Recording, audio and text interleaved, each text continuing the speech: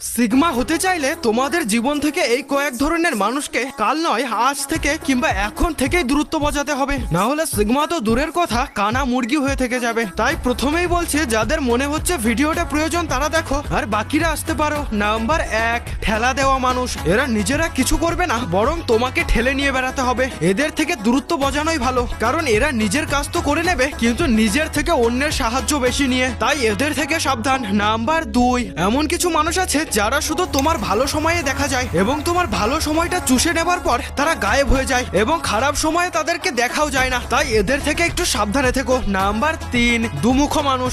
এরা একসময় ভালো করার নাটক করে তোমার দুর্বলতা জেনে নেবে, পরবর্তীকালে সেটার খুব ভালো মতো ব্যবহার করে তোমাকে ছোট করার চেষ্টা করবে, তাই এদেরকে একটু কষ্ট করে হলেও চিনতে হবে। নাম্বার 4, কুমিরের কান্নার মতো মানুষ। এরা সুযোগ পেলে তোমার সাথে ভালো ব্যবহার করে তোমার কাছ থেকে তোমার গোপন তথ্য জেনে নেবে এবং সময় আসলে সেটাকে হাতিয়ার হিসেবে ব্যবহার করবে, তাই কুমিরের কান্নার ফাঁদে যেন পা দিও না। নাম্বার 5, যারা তোমাকে কোনো কাজ করার আগে না জেনে বুঝে মনোবল নষ্ট করতে চলে আসে, এদের থেকে একটু দূরে দূরে থাকাই ভালো, কারণ এসব মানুষদের ওই একটাই কাজ, মনোবল ভাঙা।